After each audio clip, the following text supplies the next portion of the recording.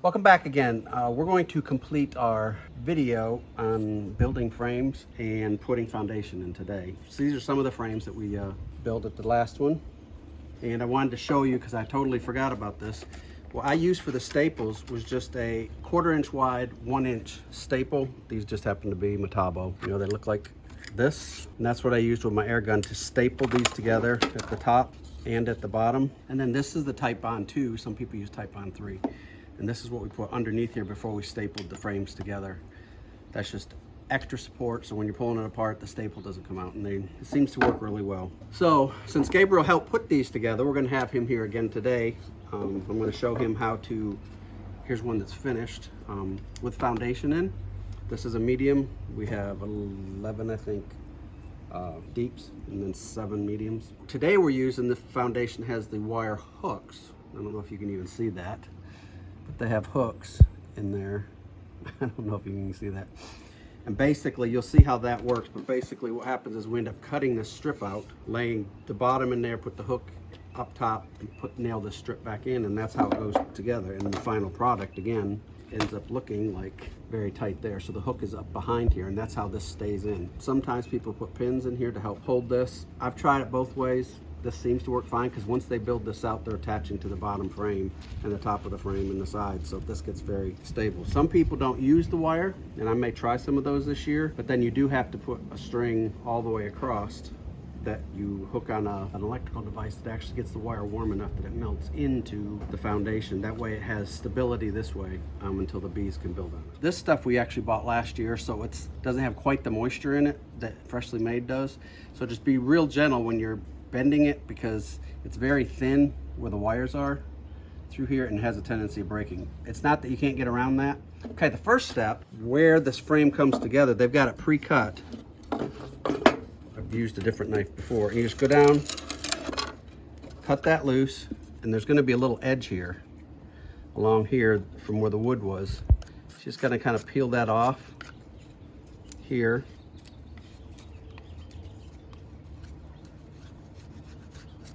You're just getting it cleaned up.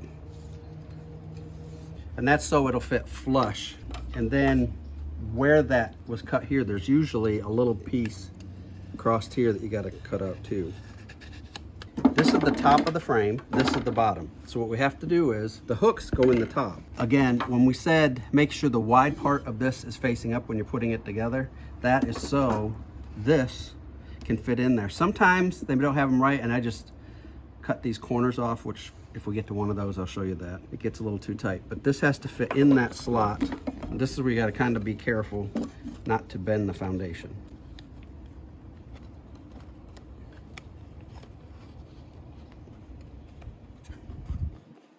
There we go.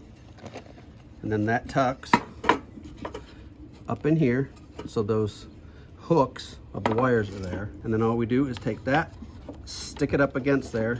These are a little long. I would probably get 1/2 inch. These are 3/4, so we're having to angle them so they don't come out the top. But 1/2 inch brads, finishing brads, is what we use. So you don't poke your finger or pinch your finger. I usually come down about that far, just so when you're nailing, you're not hitting this, and if it does move. These we have to angle a little bit.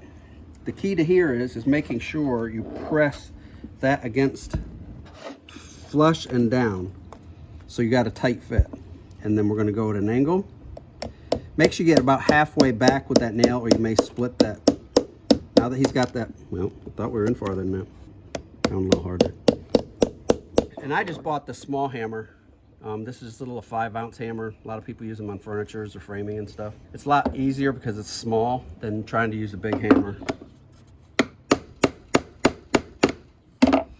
As we said when we started building these frames, the reason we're doing this is comb is king, as they say in the bee world. We're getting frames built, one, in case we need to expand here in the spring, do any splits or whatever. But also, I want to start getting these on the hives early, get some 1-to-1 sugar water on there, so in case there isn't, because it's barely starting to do some pollen and nectar out there now. But that way they can start getting these frames built out with comb, because the foundation is on there, they'll do it quicker. And that just helped the hive not to waste resources on building comb when they're actually needing to be laying brood and bringing pollen in and nectar. They already have a place to put it. They're just waiting on it. So if you get that in early to where they can build that comb out, it just saves them work later, because they'll work all night putting that stuff in if there's a source that they can do that with. And since they can't fly at night and they're working at night, they can actually build comb at night. It's the same reason we're doing the supers, is so these are ready to put in honey when the nectar and honey flow starts happening. They're already built out, have comb on there. I'll bring one over here in a minute to show you. It has comb in it. They can just start sticking all their resources in there and then get moving and not wasting time on building it out. Okay, so this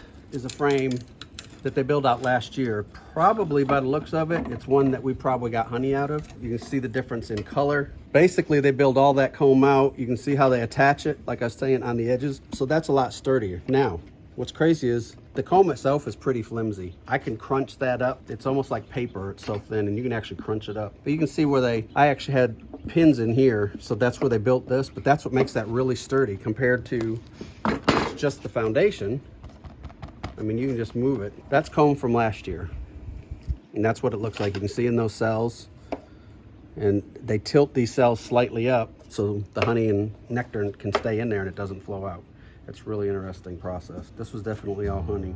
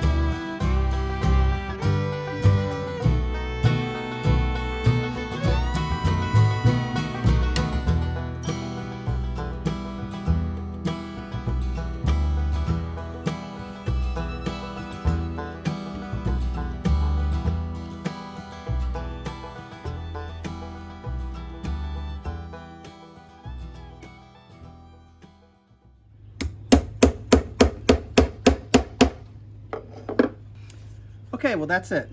With the help of my grandson and my daughter, we got these done. I did want to mention, even though I didn't have to, again, like I was saying, this side is smaller than this side, and sometimes you accidentally get that flipped in when you're building the frame. And I just did this to show you. But basically what I do is I cut notches here and here so it fits into here better and it goes down. You don't have to do that. Sometimes I just cut them because bees are going to do it anyways. Bees like going around corners instead of going out that way. So thanks again for stopping by and watching. I ask you to like and subscribe. Please ask questions if you got any questions about anything. We'd love to answer your questions. Hope you have a blessed day.